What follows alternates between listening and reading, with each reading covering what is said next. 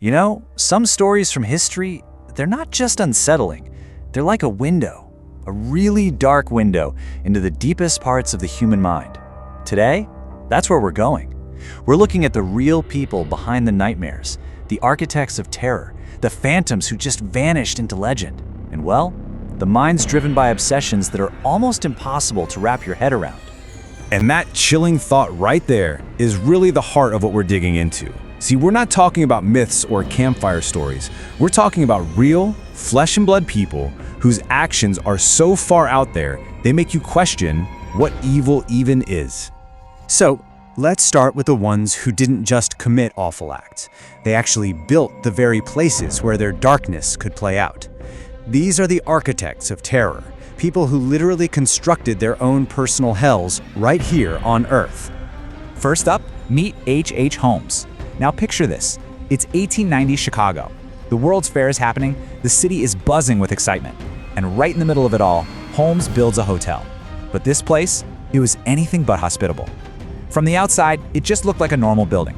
The inside, though, that was a whole different story. It was a meticulously crafted labyrinth of death. And the terrifying part? This wasn't random violence. Oh no, it was methodical. Holmes engineered his murder castle with this chilling precision. We're talking hidden rooms to confuse his victims, trap doors to move them around without anyone seeing, and soundproof chambers to make sure no one heard their screams.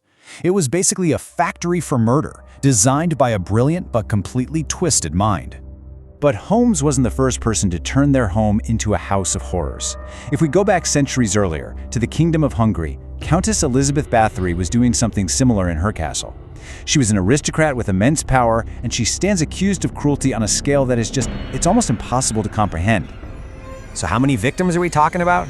The alleged number is over 600, mostly young women and girls, all tortured and murdered. The legends even claim she bathed in their blood to stay young. I mean, the sheer scale of what she's accused of is just staggering. And yet, here's where her story gets complicated. Unlike Holmes, there's a lot of ambiguity around Bathory. Was she really this depraved monster from the legends? Or was she a very powerful woman whose wealth and land made her a target for political enemies who just made it all up to take her down? Honestly, the real truth is probably lost to time. Okay, so we've talked about evil that had a face and a name. Now, let's shift gears to a different kind of horror, one that might be even more terrifying: the horror of the unknown. These are the phantoms, the killers who came out of the shadows, terrified entire cities, and then just vanished. In the autumn of 1888, the dark, foggy streets of London's Whitechapel district became a hunting ground. The Ripper's reign of terror was brutally short. It was all over in just a few months. But the surgical precision and the absolute savagery of his attacks created a panic that has literally echoed through history ever since. And that's the key, right? That's why we're still talking about him. Jack the Ripper was never caught. Was he a doctor? A butcher? Some people even say a member of the royal family. The theories are endless, but the fact is, he just disappeared, becoming less of a man and more of a permanent, haunting shadow. Now let's jump forward in time, nearly a century later, and that same terror of the unknown pops up again, this time in Northern California. The Zodiac killer basically became America's Jack the Ripper, a faceless menace who played a deadly game with the public and the police. But the Zodiac, he added this whole new, modern layer of psychological terror. His horror wasn't just in the act itself, it was in the communication. He craved the attention.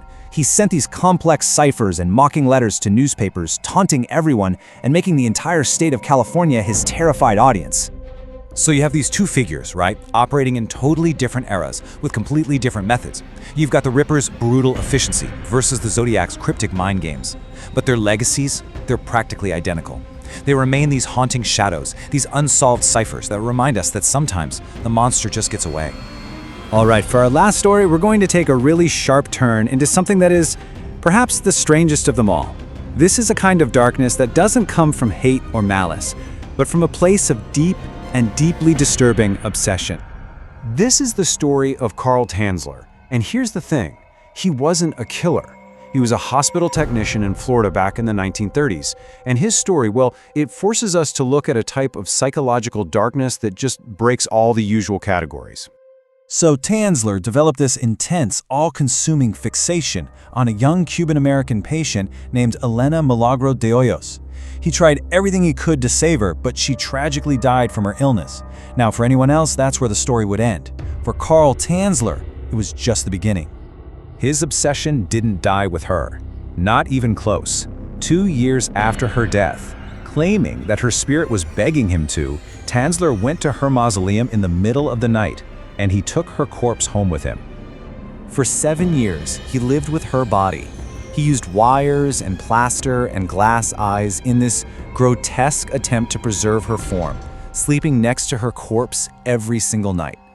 He wasn't treating her like a body, he was treating her like his living bride. So what do you even do with a story like that? It leaves you with this really haunting question, and there's no easy answer.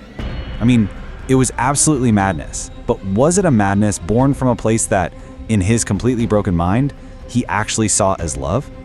It's a thought that's just really uncomfortable. It defies any simple judgment. So, after going through these different corridors of darkness, from murder castles to unsolved ciphers to an obsession that went beyond the grave, what's the one thread that connects all of them? Where does this kind of horror really come from? Where we've seen killers who became legends precisely because they were never found.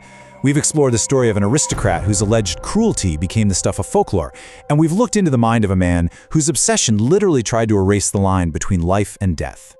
When you boil it all down, what this all really shows us is that the horror in these stories isn't supernatural. It's not about ghosts or some monster hiding under the bed. It's about us. It's about the terrifying and thankfully rare potential that lies dormant inside the human mind itself. Because the ultimate horror story, really, isn't about some far-off mythical creature. It's written in the code of our own psychology. It's the chilling reminder that the darkest places on Earth aren't hidden away in caves or haunted castles. They're within us,